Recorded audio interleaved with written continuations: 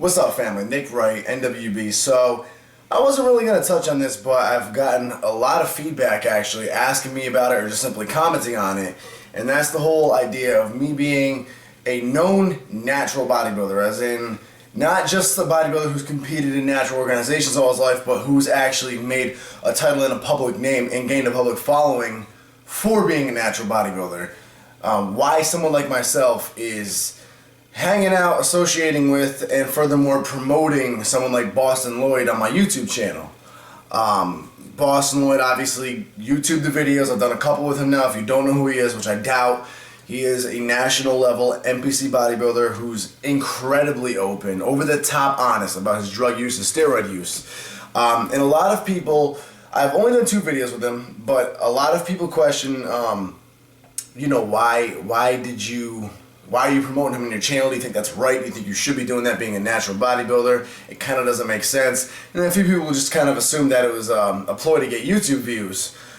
So, because you guys are my following, I want to obviously communicate with you, because that's, I think, what builds a good YouTube connection, if you will, a good family member connection via YouTube.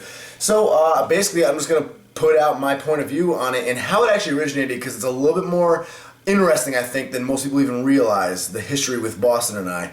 So, first and foremost, I will say that, yeah, the views with Bostin Loyd are always great. That's why you see a lot of thirsty-ass YouTube channels going way out of their way to do, like, Skype interviews with him and stuff, and, like, reach out to him from across, like, miles and miles and miles just to get them on his channel. And I know some YouTubers that have done that,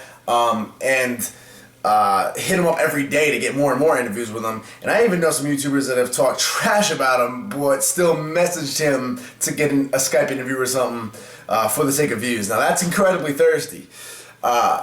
One thing I did not do was ever that. When Bostin finally came to my state, yeah, obviously I got up and hung out with him and I trained with him and we made the good video.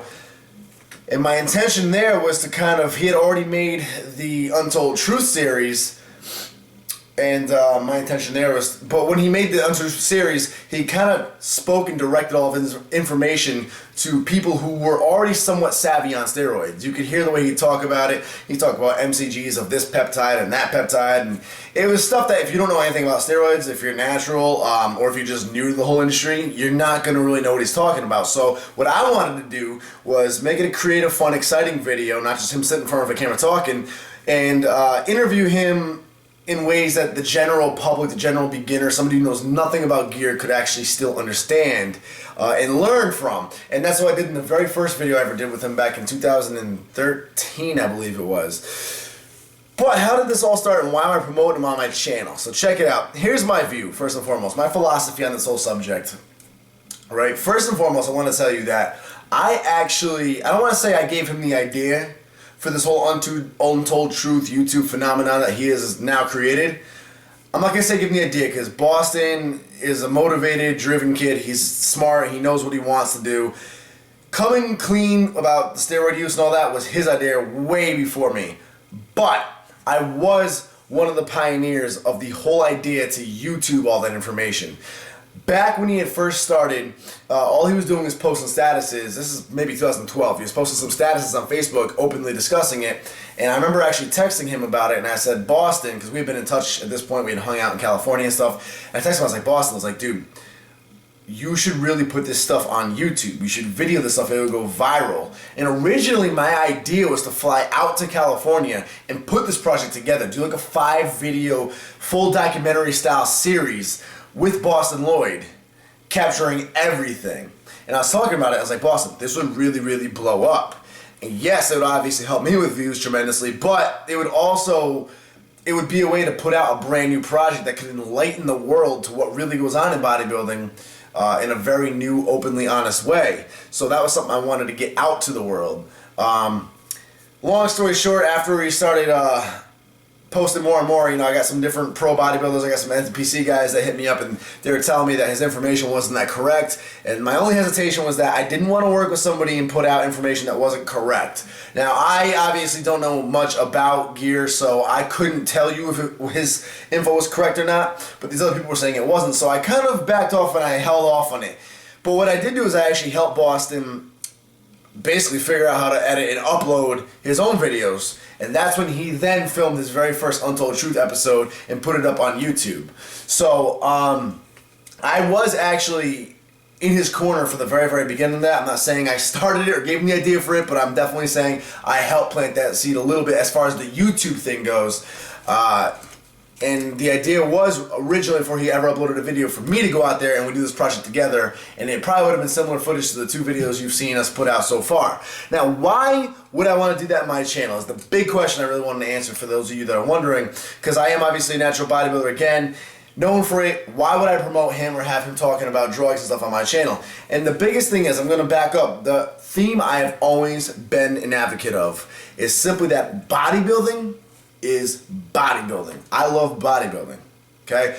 I personally compete in natural bodybuilding. That's what I do. I chose to remain natural for my own reasons.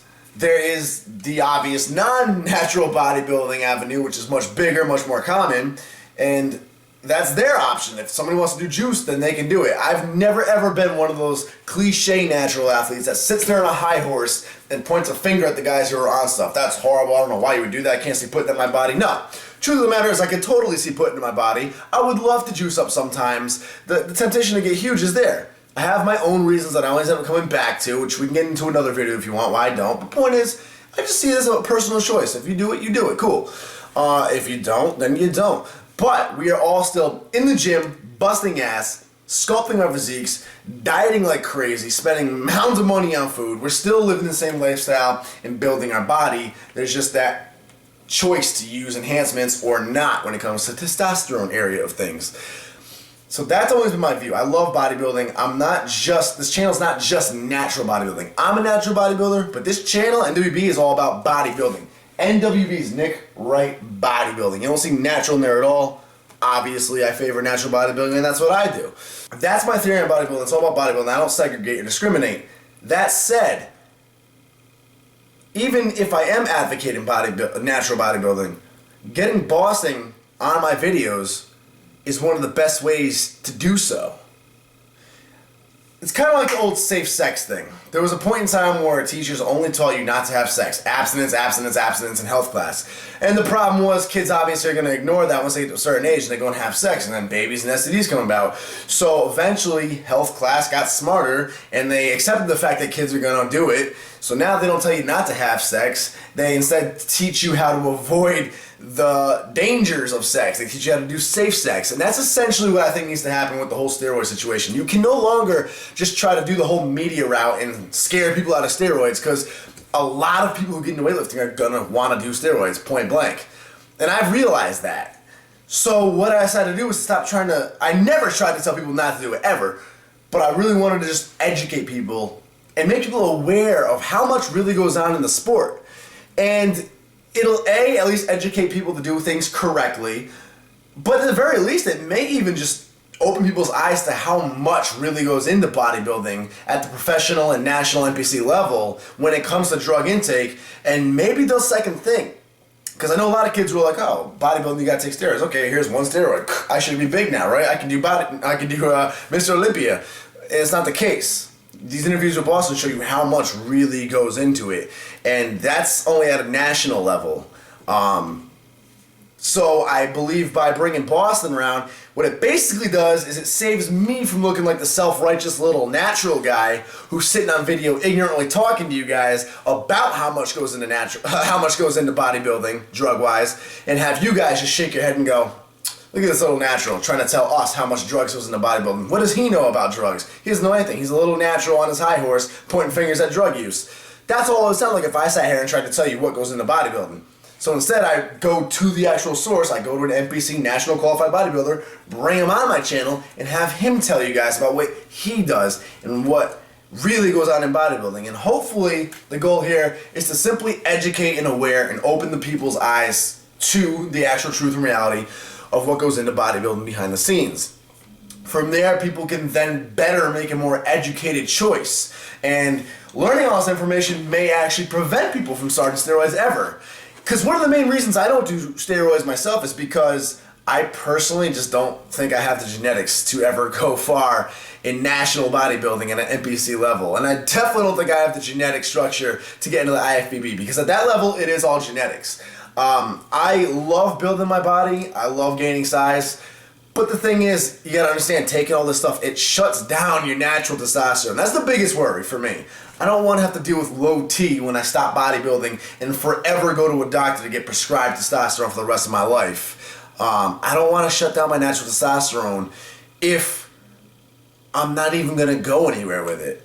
Now, if your goal is to get into the NPC and then go into the IFBB Pros and get on the Olympia stage, and you actually have a running shot at it, or you're just really, really determined to do that no matter what, then by all means, you have much more of a motive to jump on something, for sure. But I personally didn't. And for someone like me, for example, watching Bostin Loyd talk about all the drug use that goes into it, that may actually stop me. Say we run back like 6 years, and I'm like, okay, you gotta take like 2 steroids to do that, and I start watching Bostin Loyd, and he's telling me about all this stuff that he takes at only a national level, I might suddenly be like, wow, that's a lot of drugs. I think I'm actually going to stay with the natural route now. I didn't realize you had to do all that to be a pro. I'm just going to do the natural route over here. That's what may happen with a lot of kids by bringing this information out on a natural channel. And again, for those of you that are not going to be swayed, at least you now understand what goes into it, and hopefully you can go to the right people and get the correct guidance for using gear. So that is to answer your questions. One, yes, working with Bostin is amazing for views. The videos always get a good amount of views. They're not my highest viewed videos. The last video of Bostin Loyd is like 350, maybe 400,000 views. So they're not my highest viewed video, but they're great for views. But if it was really, really about the views, I probably would have tried hitting him up on Skype a long time ago, or I probably would have flown out to California 2 years ago, regardless of what I thought about his information, instead of waiting to see how the information was once it finally went public. And once it finally went public, then you get to see all the different opinions and replies and all that, and you got a good idea of where it was at. And the conclusion was, obviously, some people disagree with Bostin, some people agree with him. But the conclusion was, he was in the ball field. He's accurate enough to at least spread some awareness of what goes into the sport, regardless if you want to argue on the details or not. So that is why I, natural bodybuilder, brought Big Daddy B onto my channel. For those of you that are wondering, and I'm sure I'm only speaking to my loyal subscribers right now. I'm sure the general public watching my video just casually probably don't care, even though I made this video. But yeah, on a side note, you admire my new 1,000 Pound Club t-shirt? That bad boy is available in the info box below. nwblifestyle.com. Subscribe now, guys. Boom! Buy a t-shirt. nwblifestyle.com in the info box below. Tank tops, t-shirts, hoodies, dog tags, you name it. Support and represent the lifestyle you live.